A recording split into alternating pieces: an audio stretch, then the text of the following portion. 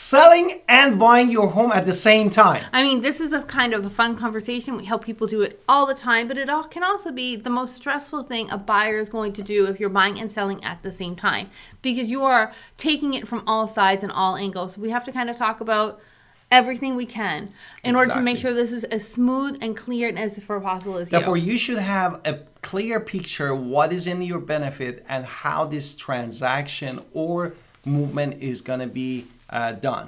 And the first thing that we need to think about is the profit and tax considerations. Right. No? So, I mean, you should take a hard look at what your home that you're currently living in is as worth. If you don't know your worth, we're happy to talk to you as real estate agents. But generally speaking, you have a general idea from just going online, and doing some basic research about how much your home is probably worth. And you also understand maybe your home is not your prime, and if it's your primary residence, the tax benefits are kind of, easier to talk about because you're selling one home and you're putting the money into another primary residence. But Exactly. what it might be what? Sometimes it is an investment, and you definitely need to talk to your CPA to understand how this capital gain tax and everything works for you. So you want to make sure that we're trying to make sure that you can transfer as much money into your home as possible, so you are keeping your profit and loss and not paying taxes on that as much as possible. So always talk to a CPA. And beside of the equity and tax that we wanted to talk about, also saying that avoid renting. Why we say avoid renting? Because you're going to lose equity. Here's the thing, we always think about, maybe I'll like it, maybe I won't. But yes, maybe you like it, maybe you won't. However, by paying someone else's mortgage for that year, you're not paying yourself mortgage for that year. And there's a lot of tax negatives for renting. There's a lot of tax positives for buying, and not just taxes, your own financial well-being. What happened in the past year for real estate? You had a 5%, 6%, 7% growth, depending on which part of the city which city you bought in, but you had appreciation that you would have gained in that home if you had just bought it right away. So While buying right away can be more stressful, you're also getting a lot of financial benefits. Therefore, you definitely lose that appreciation benefits because the inflation is a real thing, no? Absolutely. And the house is part of that inflation that is going up in the price. Now, before we start talking about finances, I think we need to do our introduction. Let's hit it.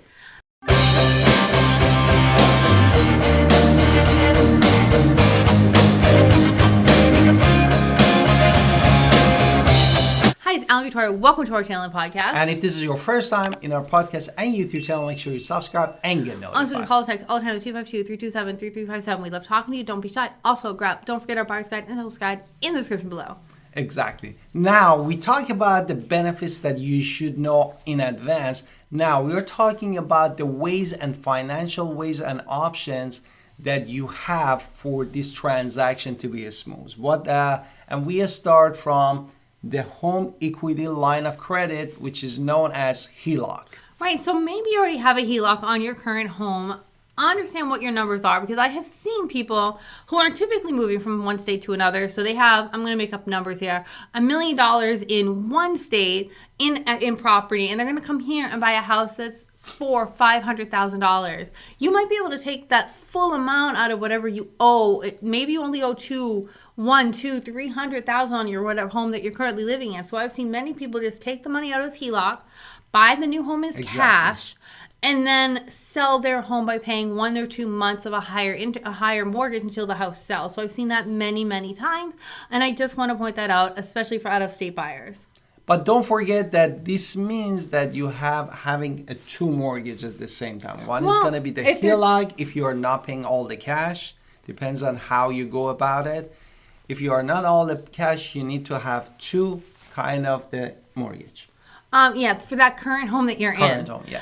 Especially if you're buying the new one in cash. I mean, it does happen a lot. The second option is the bridge loan. No? Right. No, not everybody's going to qualify for a bridge loan. Exactly. A bridge loan is where your financial situation has to make sense for the banks to say, okay, cool.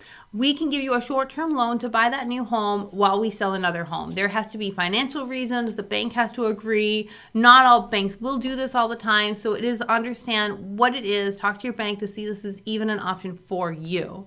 Yeah, and this is definitely the time frame is short, and you need to talk to your bank or your lender to understand this very well. Yeah, the bank is going to require that that home sells at a specific length of time as well. So you have to understand the marketing of that home. It has to be key as well. Now let's talk about the most common one. Yes, the most common one is the contingency offer that, of course, we as a real estate agent professional have more role, significant role in it. No? Yes. So with contingency offers, this is when you come to me and say, we have to sell this home and we need to put an offer contingency on the selling of this other home. That's just fine. But what happens is it's going to be there. They understand that this is a situation. It has to be dependent upon the sale. There's a lot of like financial sense that has to be made sense. But it has to be something to where we're making a lot of lateral moves at the same time. Exactly, and there's a lot of real estate agent stuff. Depends on also the market that you are going to, and has a lot of factors that is involved. So make sure that when you're talking to us, we understand what the contingencies are. Exactly. Therefore, the next thing that we wanted to talk beside of that is the next step, which is the focusing on selling your current home. Right. Now, if you're working with us with the contingency offer, which we very much appreciate, or you're working with somebody that we can kind of talk to, again, great, because real estate agents should definitely talk to each other and understand what's going on, because the worst thing that can happen is you're selling your home, and I'm going to make up a state, Texas. And then in Texas, your home, for whatever reason, doesn't sell on time, and nobody told me here in Greenville. This can be a problem because we have a contingency offer out there. There is money to be lost if we do not get this closed on time. Especially due diligence. There's things I can do, but there's like, asking for extensions and things like that. But if I'm not aware of the situation, how can I fix it? Exactly. So I would always recommend focus on making sure everybody's on the same page when we're doing a contingency offer. Also, or just work with the same person. It's easy. And then what are we going to do? If you're working with me, we're going to definitely tell you what.